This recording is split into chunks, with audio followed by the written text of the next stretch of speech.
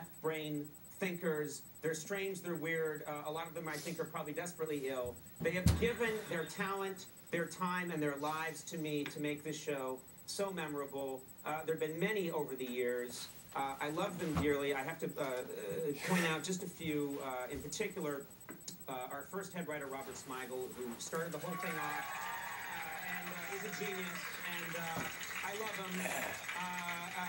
Our thanks also to March McCall for his great work.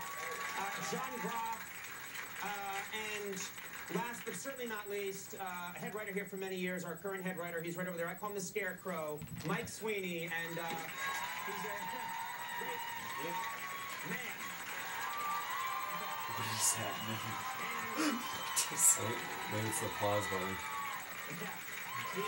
It's probably the applause button. Took me years to figure out he has the applause sign button. I just thought he was popular. Let me say something about Lorne Michaels. There are many young fans of the show who don't know really what happened, my personal history and how I came to host this show. In 1993, Lorne Michaels took one of the greatest and most ridiculous chances in the history of this medium when he plucked a completely unknown writer with no television experience and bad skin. I'll tell you about him later. And threw him on television. And Lorne always told me, I have ultimate faith in you. Lorne Michaels single-handedly made my career in television. And he stabbed me with text. I don't know what I did. I think I must have saved his life at some point. He certainly saved mine, so my thanks to him. NBC, it's very popular to make jokes about the network, and I've made more than my share, and we're in the toilet right now, so why not? But I'd like to take a second and acknowledge some people at NBC who really have been there for me. Rick Ludwin, since day one, had faith in this show. He liked this show when nobody did, and when it wasn't cool to like the show, and he helped keep us on the air. My thanks to him. Don Ohlmeyer pulled the trigger on hiring me. People thought he was crazy, and he stuck with me through some tough times.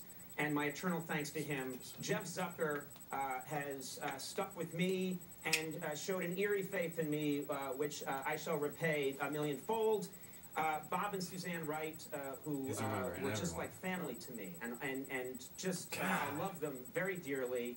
And special shout out to Nick Bernstein for everything that he has done, and my thanks to those people. Let me say very quickly, and I'm not going to go on too long, a little something about David Letterman. David Letterman invented this late night show, and he is, I believe, one of the probably one of the most brilliant broadcasters, certainly of the last century and this century, and for all of time. I have a terrific amount of respect for him and what he did. He set the bar absurdly high for everybody in my generation who does this.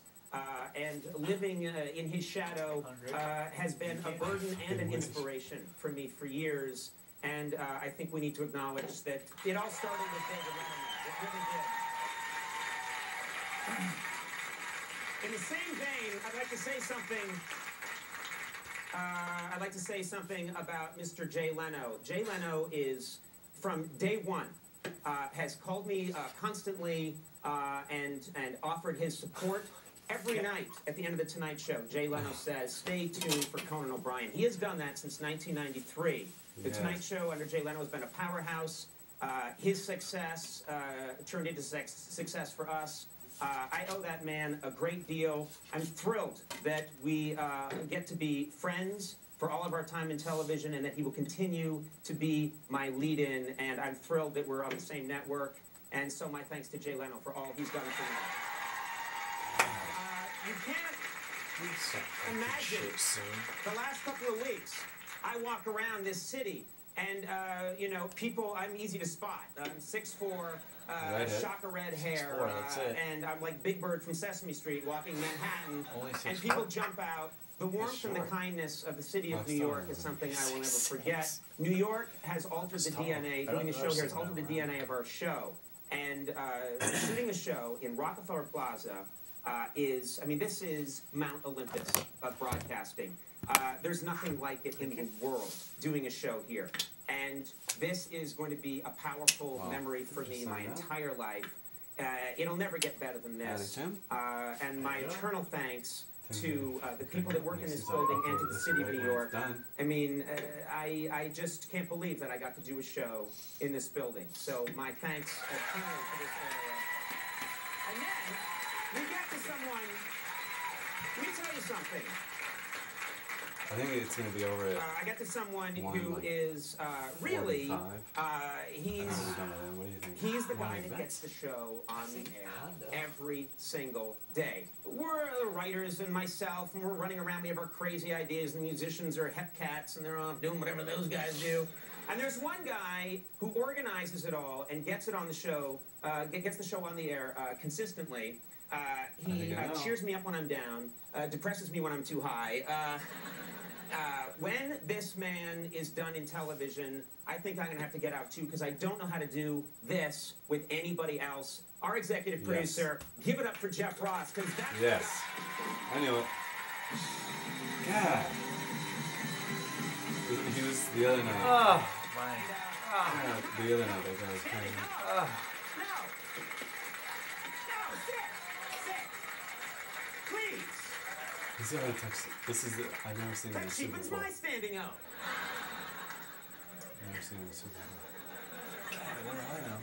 Getting very personal for just a second. I have a beautiful wife I love very much, who keeps me sane, and two lovely children, and they help keep me sane. I'd also very much like to acknowledge my family. My parents are here tonight, and I'll tell you something about them. They taught me from day one. It's fine to be funny, but if you have no character, none of it's worth a damn. And they're great people, and I'm here because of them. And also one other person, my brother Neil, has watched every show since the beginning. Every single show. Called me the next day and told me it was great, even when it clearly wasn't. I love him. He's a genius and a student of television. And Student of television? And then we're here. I don't know what I did to deserve the opportunity to do this. There are people that have hosted these kinds of shows who are, I'm sure, better than I am. Nobody has ever enjoyed it more than I do. It's an incredible, amazing honor to do this program for you people. And I want to say something about, we're going on to this next gig. And sometimes I read it's time for Conan to grow up because he's going to 11:30. And I assure you, that's just not going to happen. I can't. This is who I am, for better or worse.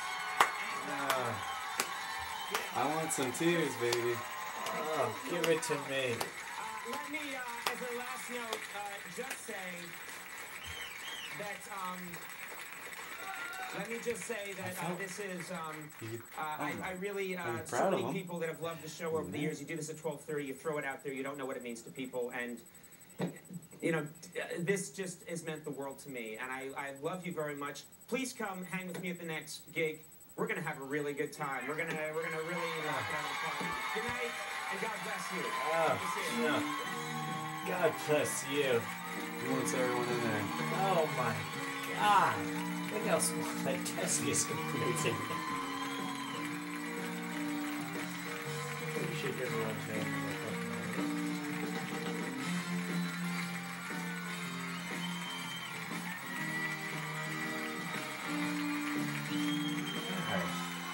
I wish you cried, but I'm a little touched. That'd work. I'm touched right now. Well, I guess this is us signing off. Not yet. Well, they are passing out. Because they knew the count, so they're definitely making...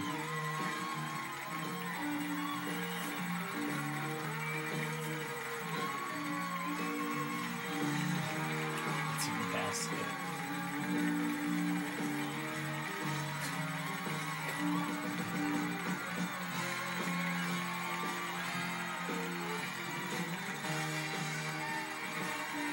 So I'll have to fly out to LA For the first show.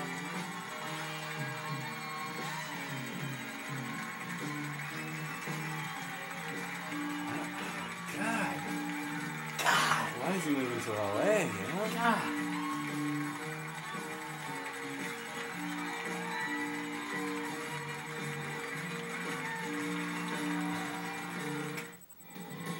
Well, that's over.